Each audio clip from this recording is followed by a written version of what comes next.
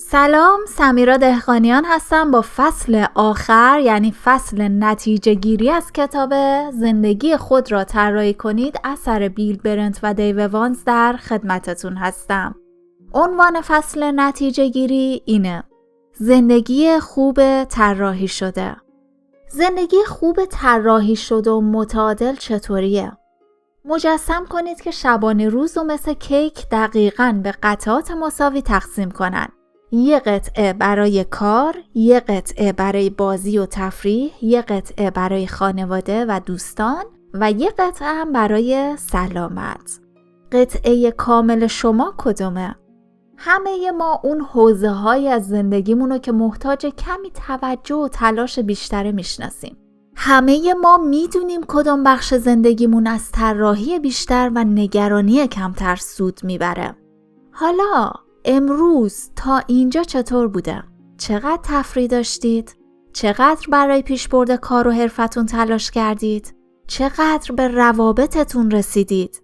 از سلامتتون چطور مراقبت کردید؟ کیک امروزتون چطور بود؟ هر یک از قطعاتش چند اندازه بود؟ بذارید راز کوچیکی رو بهتون بگیم. هیچ کیک کاملی وجود نداره.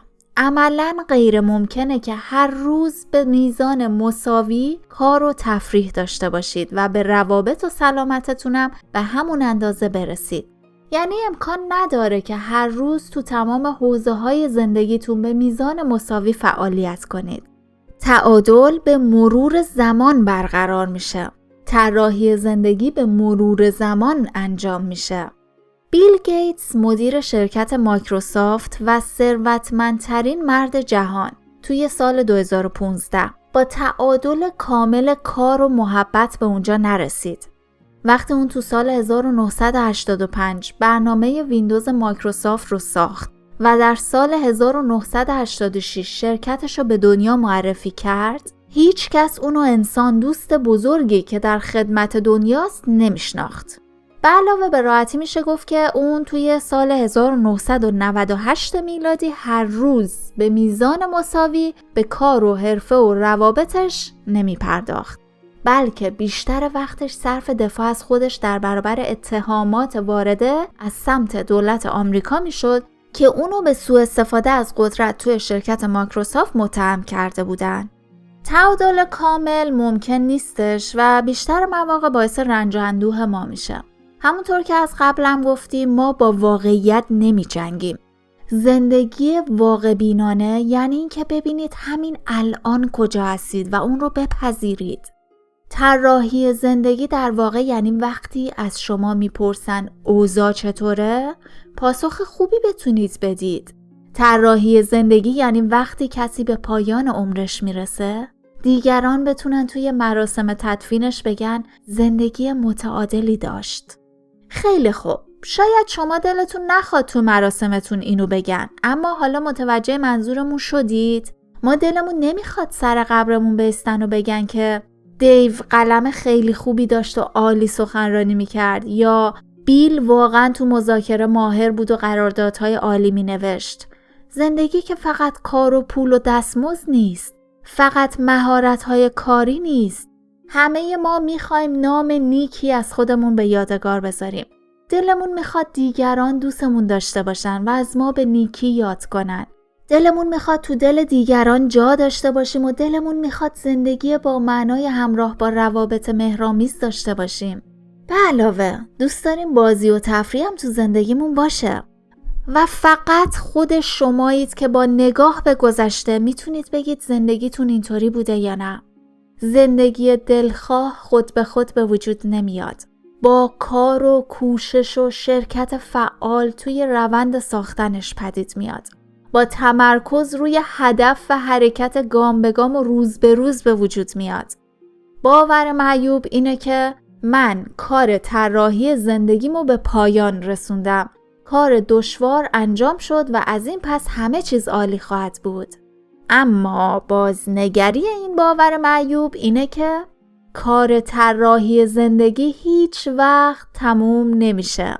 زندگی روند لذت بخش مستمریه که طی اون راهتون رو قدم به قدم میسازید و پیش میرید. بعضی از شما زندگی نسبتاً خوبی دارید که با خوندن این کتاب میخواین اونو بهترش کنید. بعضیاتون هم توی مرحله گذاری هستید که به کمک این کتاب میخواین اونو بهتر بگذرونید. شما برنامه‌های مهمی برای اجرا دارید. قراره انتخاب‌هایی بکنید و راه‌هایی رو که باید در پیش بگیرید و که زندگیتون رو به کلی دگرگون میکنه. برای همین بعد از مدتی میبینید که زندگی قدیم رخت بربسته و زندگی نوی شما در برابرتونه. شما به راستی میتونید بادهای تغییر رو حس کنید و از چشمانداز جدید پیش روتون لذت ببرید. اما طراحی زندگی تموم نشده. پس اگه موقع طراحی زندگیتون از ابزار راهیابی استفاده کردید تا به زندگی دلخواهتون برسید، لازمه که همچنان به این کار ادامه بدید. لازمه همچنان راهتون رو به جلو باز کنید. طراحی زندگی صرفاً برای حل مسائل و مشکلات نیست. راهی برای زندگیه، شیوهی از زندگیه. یکی از دلایلی که تفکر مبتنی بر طراحی اینقدر توی کلاس‌ها و مشاوره‌های ما مؤثر بوده، اینه که بسیار انسانیه. توی سال 1963 وقتی دانشگاه استنفورد برای اولین بار برگزاری کلاس‌های طراحی زندگی رو شروع کرد، اون رو طراحی انسان محور نامید. تو اون زمان این نگرش تازه‌ای بودش که با نگرش‌های قدیمی مهارت محور یا هنر محور یا مهندسی محور و یا تولید محور متفاوت بود. تمرکز روی انسان‌ها از همون اول باعث موفقیت این طرح ابداعی توی دانشگاه استنفورد شد.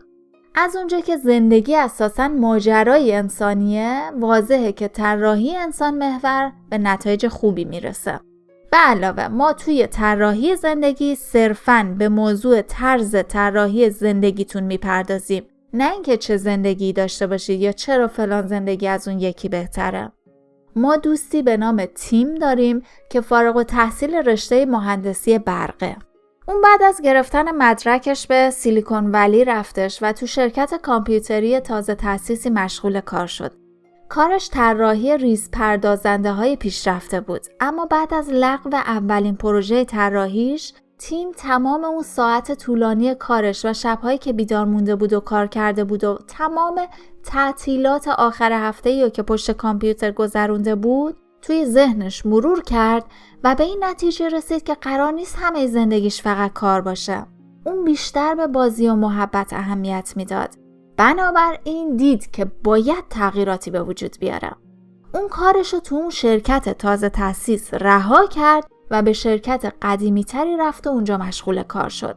کم کم کارش رونق گرفت و ترفیع گرفت و اونجا موند.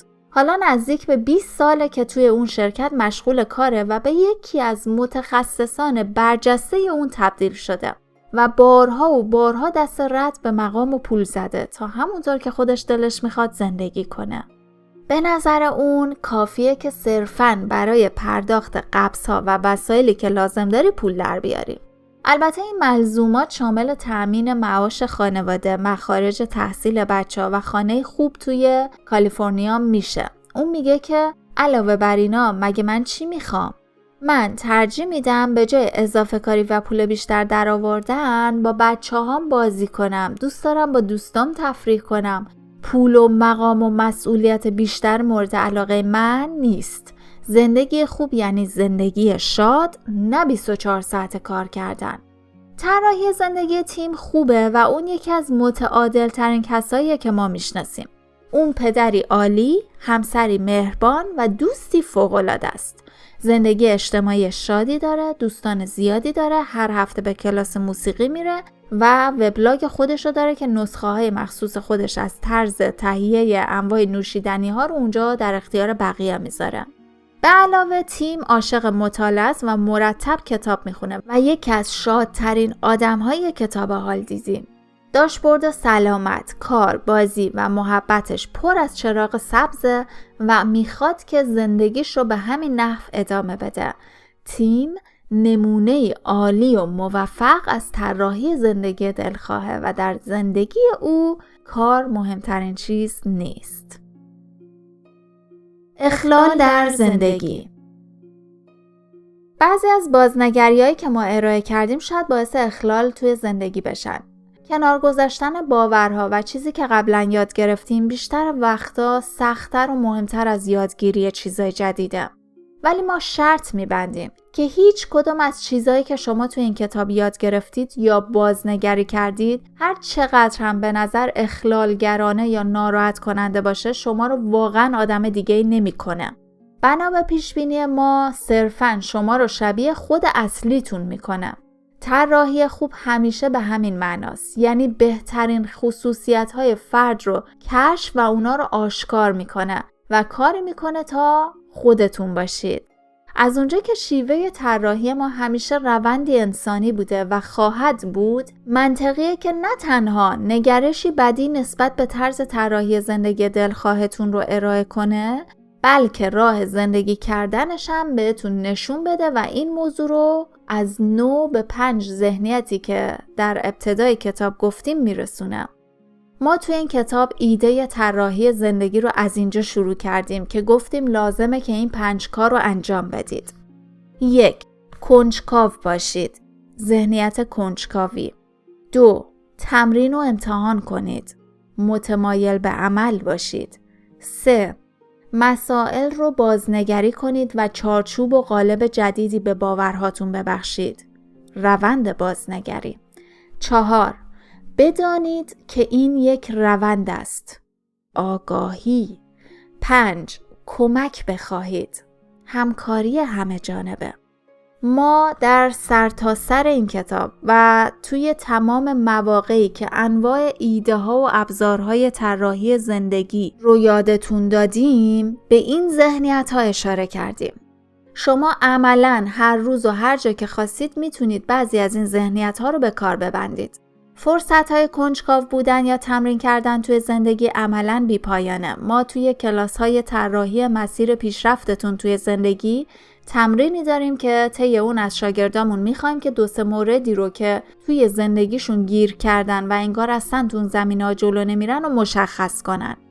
بعد ازشون میخوایم حدود 4 دقیقه همراه با شاگرد دیگه‌ای ایده پردازی کنن و به کمک اونا ببینن که کدوم یک از این ذهنیت‌ها رو برای خلاصی از شر بنبستی که تو اون هستن میتونن به کار بگیرن. ببینید کنجکاو بودن چه کمکی میتونه بهتون بکنه تا روی ترستون از صحبت با پروفسوری که برنده جایزه نوبل شده و به دانشگاهتون اومده فائق بشید. خب شما میتونید با 3 دانشجوی دیگه که باش حرف زدید صحبت کنید و ازشون بپرسید که دیدارشون چجور بوده. ببینید آیا اون پروفسور جایی درباره دوران دانشجویی خودش صحبت کرده و یا مقاله نوشته یا نه. اینطوری متوجه میشید که آیا دوران جوانیش شباهتی به شما داره یا نه. بگردید ببینید آیا هیچ وقت پروژه‌ای رو ناتمام گذاشته و یا در هیچ طرحی ناموفق بوده یا نه. در این صورت میبینید که اونم مثل بقیه انسان است و ترستون تا حد زیادی میریزه. با این نگرش میبینیم که اتخاذ هر یک از این 5 ذهنیت میتونه کمکمون کنه تا از بنبست بیرون بیایم و قدم مؤثر بعدی رو برداریم. همین امر در مورد طراحی زندگی دلخواهتون صادقه. اینجا چند تا نکته رو در مورد هر یک از ذهنیت‌هایی که بهتون توضیح دادیم یادآور میشیم. کنجکاو باشید. هر چیزی وجه جالبی داره. کنجکاوی بی‌پایان کلید زندگی خوب طراحی شده است. هیچ چیزی برای همه ملال‌آور نیستش، حتی پرداخت مالیات یا شستن ظرفا. کسی که به این کار علاقه‌منده چه چیزی رو میخواد بدونه؟ چرا علاقه‌منده؟ چرا اون کار رو به اون صورت انجام میده؟ معمولاً اونو چطور انجام میده؟ متخصصان اون حوزه در اون مورد چی میگن و چرا؟ جالب ترین چیزی که الان اینجاست چیه؟ من چی رو در مورد اتفاقات اینجا نمیفهمم؟ چطور میتونم بفهمم؟ تمرین و امتحان کنید. تمایل به عمل کردن هر بنبستی رو از بین میبره. چنانچه متمایل به عمل باشید، نگرانی ها، تجزیه و تحلیل مدام، فکر کردن بیش از حد یا در به در دنبال راه حل گشتن از بین میره. شما دست به عمل میزنید و کار لازم رو انجام میدید. قبل از اینکه شب بشه چطور میتونیم این کارو بکنیم؟ چه چیزی رو میخوایم بیشتر بدونیم؟ من چه کاری میتونم بکنم که پاسخ این پرسش رو بدونم؟ چه کارهایی میشه کرد و اگه امتحانشون کنیم چه چیزی ممکنه یاد بگیریم؟ مسائل رو بازنگری کنید. بازنگری یعنی تغییر چشمانداز و تقریبا توی هر مشکل طراحی میشه تغییر چشمانداز رو امتحان کرد. من واقعا چه چشماندازی دارم؟ موقعیت فعلیم چیه؟ چه چشماندازهای دیگه‌ای میشه داشت؟ اونا رو نام ببرید. بعد مشکلتون رو از دید کسایی که اون چشماندازا رو دارن توصیف کنید، نه از دید خودتون. با استفاده از بعضی از این بازنگری‌ها مشکلتون رو از نو توصیف کنید. مشکل شما واقعا کوچیکه. راه حلش خیلی آسونه. این مشکل نیست، بیشتر یه فرصته. این چیزیه که راحت میتونید کنارش بزنید. چیزیه که هنوز اونو کاملا نمیفهمید. این مشکل شما نیست. سال آینده مشکلتون شکل دیگه ایه. بدانید که این یک روند است. آگاهی از روند یعنی شما دلسرد نمیشید و احساس گمگشتگی نمی کنید و هرگز دست از تلاش بر نمی دارید. ببینید چه قدم‌هایی پشت سر و پیش روتونه. آیا چیزی که توی ذهنتون دارید واقعاً به قدم الانتون مربوطه؟ آیا تو مسیر درست هستید یا از برنامه‌تون عقبید؟ اگه بیش از یه قدم بعدی رو برنامه ریزی نکنید چه اتفاقی میفته؟ بدترین اتفاقی که میتونه بیفته چیه؟ چقدر احتمال وقوعش هست و اگه اتفاق بیفته چه کار میکنید؟ بهترین اتفاقی که میتونه بیفته چیه؟ اگه اتفاق بیفته چه کار میکنید؟ همه پرسش ها، نگرانی ها، ایده ها و امیدهاتون رو بنویسید. بعد از خودتون بپرسید که آیا میدونید در قدم بعدی چه کاری باید انجام بدید یا نه؟ آیا حالا به نظرتون متفاوت میاد؟ الان چه احساسی دارید؟ کمک بخواهید. همکاری شدید و همه جانبه یعنی این که شما توی این روند تنها نیستید. حامی پیدا کنید که بتونید باش حرف بزنید. همین الان. کسی که بتونید افکار و احساساتتون رو بهش بگید. براش به مدت 5 دقیقه از وضعیتتون بگید و بخواید که 5 دقیقه نظر بده. با هم حرف بزنید و ببینید بعدش چه احساسی پیدا میکنید. راه‌های خیلی زیادی برای شروع همکاری هست. مثلا میتونید یه گروه بسازید، جمع همفکری درست کنید. چه گروه‌ها و انجمن‌های دیگه‌ای توی زمینه‌ای که شما کار میکنید وجود داره؟ آیا باشون در تماس هستید و از بحثاشون با خبرید؟ اگه نه این کارو بکنید. یه دفترچه کوچیک بردارید و همه سوال‌هایی رو که در موردشون کمک میخواین بنویسید و دفترچه‌تون رو همیشه همراهتون داشته باشید. هر هفته ببینید که چه کسایی میتونن توی پاسخ دادن به بعضی از این سوال‌ها کمکتون کنن و تلاش کنید باشون تماس بگیرید. پاسخ‌ها رو هم توی دفترچه‌تون بنویسید و ببینید که به چه نتیجه‌ای میرسید. مربی و راهنمای دلسوزی پیدا کنید. به مادرتون زنگ بزنید. میدونید که اون عاشق اینه که باهاش تماس بگیرید. اگه سعی کنید ذهنیت‌های 5گانه رو همچون تابلوی راهنمایی ببینید که راه خوب زندگی کردن رو نشونتون میده، استفاده زیادی ازش میبرید و اگه از این 5 ذهنیت به عنوان ابزار طراحی زندگی دلخواهتون استفاده کنید و به شکل خلاق به کارش بگیرید، به سرعت ملکه ذهنتون میشه. حفظ کردن عناوین این 5 ذهنیت آسونه و عادت کردن به استفاده از اونا هم تلاش چندانی لازم نداره. به زودی میبینید که این ذهنیت ها کاملا توی طرز فکرتون جا گرفته و عادت روزانه‌تون شده. کانال سمیرا دهقانیان تقدیم می‌کند.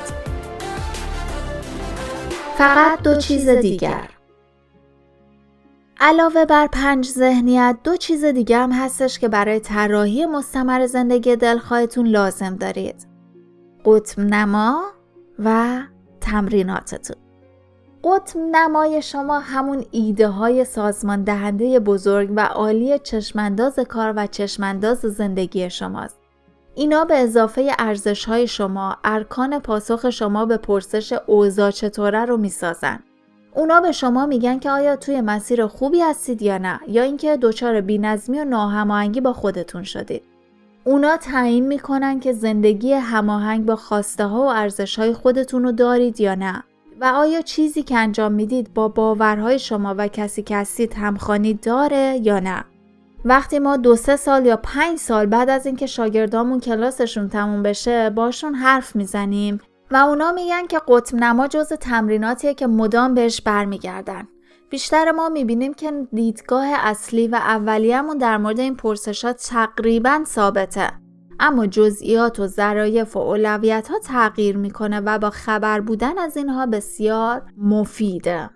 بهترین راه برای اینکه بدونید واقعاً درباره سوالهای بزرگ زندگی چی فکر میکنید و ارزش‌های شما کدومن، اینه که از خودتون اینا رو بپرسید و ببینید که چی دارید که بگید. ما تشویقتون میکنیم که دست کم سالی یه بار به سراغ قطب نما برید و از نو بررسیش کنید. با بالا بردن معیارها و ارزش‌های خودتون قطب نماتون رو بهبود ببخشید و باعث خلق معنای بیشتر تو زندگیتون بشید. شاید مهمترین توصیه ما به شما برای خلق زندگی خوب طراحی شده این باشه که روی انضباط شخصی که توی فصل 9 درباره‌اش صحبت کردیم سرمایه گذاری کنید و به تمرین و آداب معنوی که دوست دارید متعهد بشید.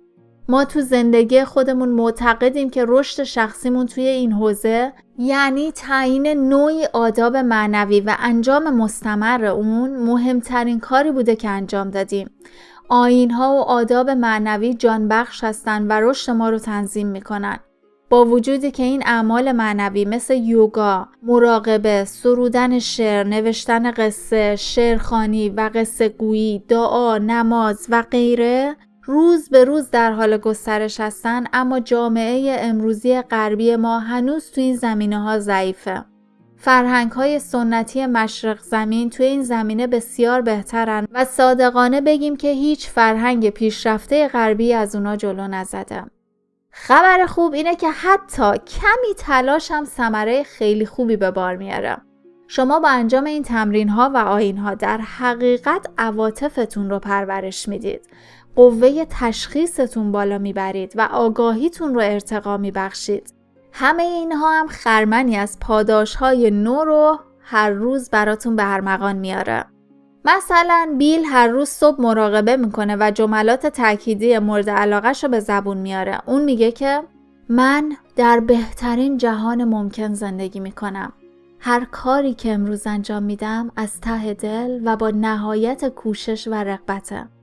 بعد اون فهرست کارهای اون روزش رو توی ذهنش مرور میکنه و به خودش میگه که تصمیم داره تک تک اونها رو با عشق و علاقه انجام بده و ازشون لذت ببره. به علاوه اون هر هفته ساعتی رو به نقاشی و طراحی اختصاص میده تا خلاقیتش رو پرورش بده و لذت ناب نقاشی رو تجربه کنه. بیل دست کم هفته یه بارم آشپزی میکنه و از بقیه میخواد خونش بیان تا با هم غذا بخورن. دیو هم روزی 20 دقیقه توی سکوت میشینه و تعمق میکنه. همون به اصطلاح دعا و نیایش متمرکز کننده. اون روی عشق و محبت لایزال تمرکز میکنه و به نیروی عظیم عشقی که جهان هستی رو احاطه کرده فکر میکنه. به علاوه حالا هفته 2 بار شعر میخونه و تلاش میکنه معنای اشعار رو کاملاً بفهمه و با قلب و روحش احساس کنه.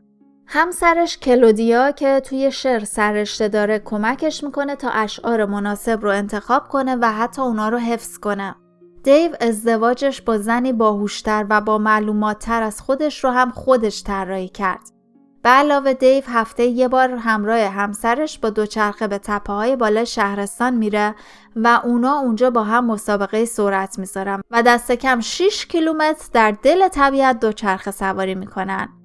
اینا بعضی از کارهاییه که ما انجام میدیم و امیدواریم شما هم طبق میل و علاقه خودتون به طور منظم به فعالیت‌های جانبخش و انرژی بخشی که شادابی و سرزندگی براتون به ارمغان میاره دست بزنید.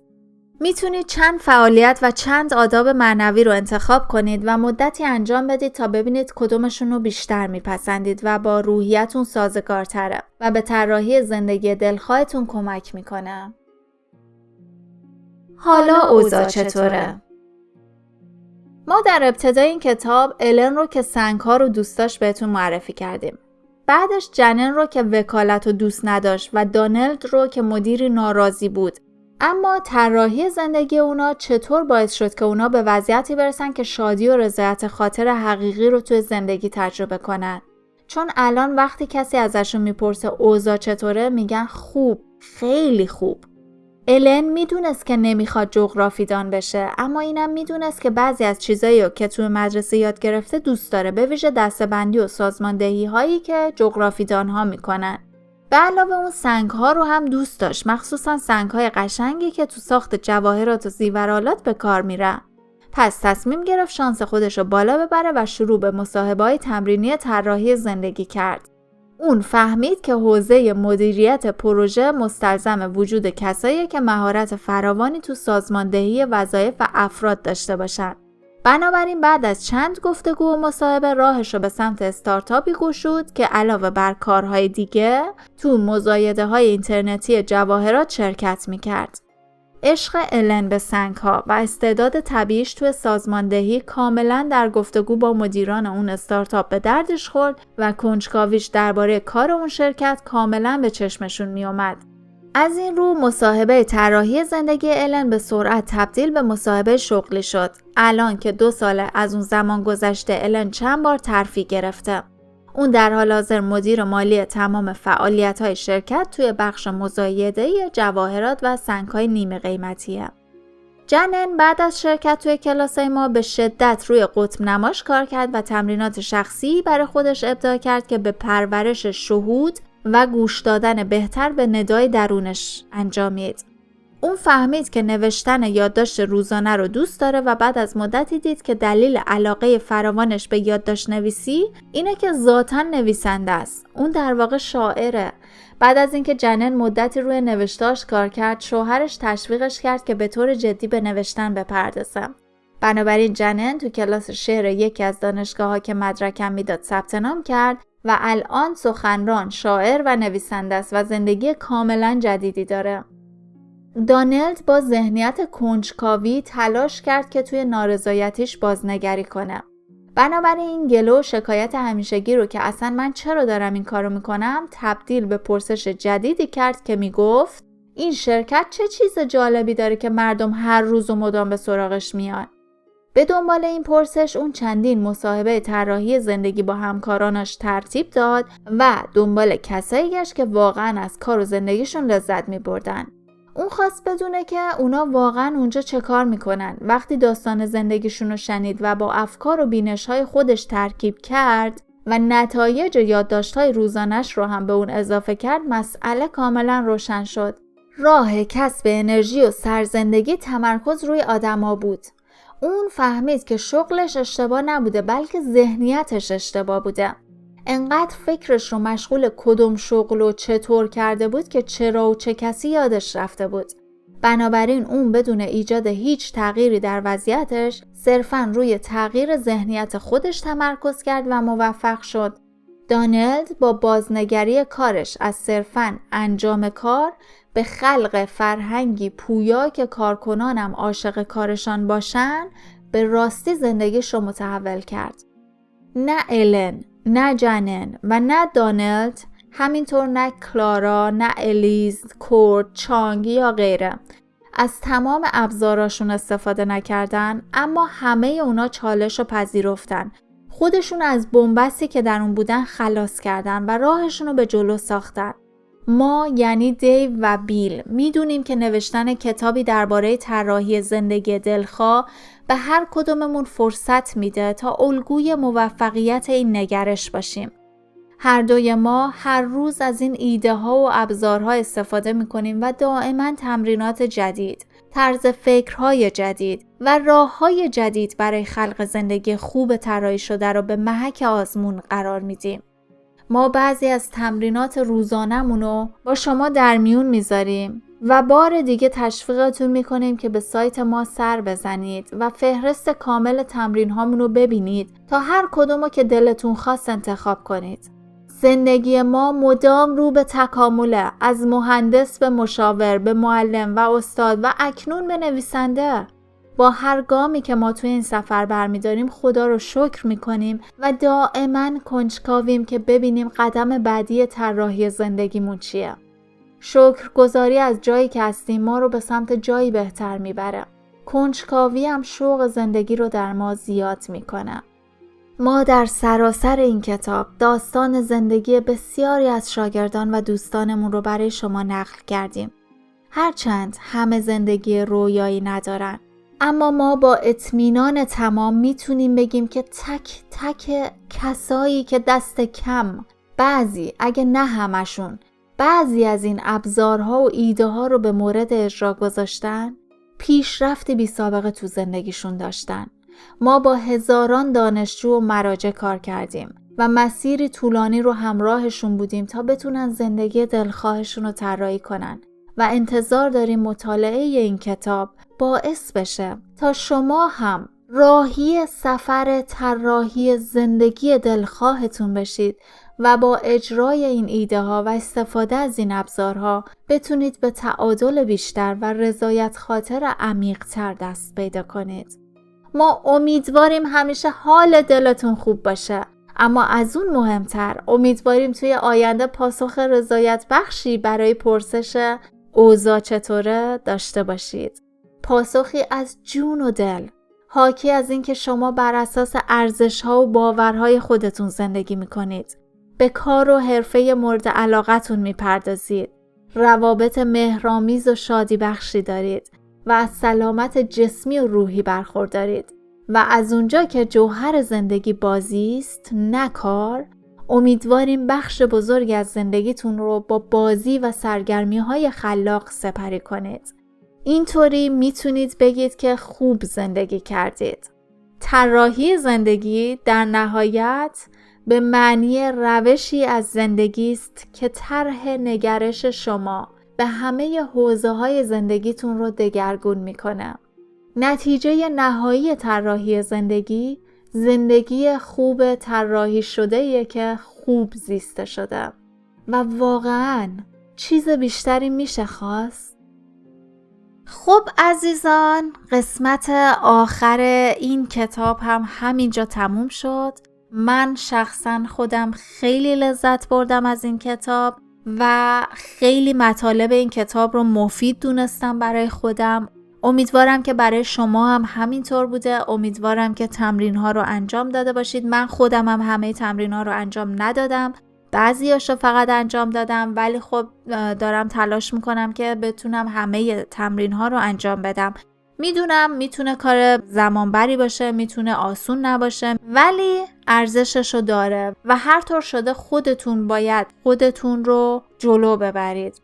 اگه حتی تنبلیتون هم میشه، یه مقدار کوچیک به خودتون زحمت بدید و فقط شروعش سخته. همین که شروع میکنید تو مسیر میافتید. اینو من واقعا بهش اعتماد دارم، چون برای خودم هم پیش اومده. خیلی لذت بردم از اینکه این کتابو براتون خوندم. خیلی دوستتون دارم و همیشه هم ازتون ممنونم به خاطر تمام حمایتاتون، به خاطر کامنتاتون، نظرهای قشنگی که بهم میدید و واقعا بهم انرژی میدید. مراقب خودتون و افکار زیباتون باشید.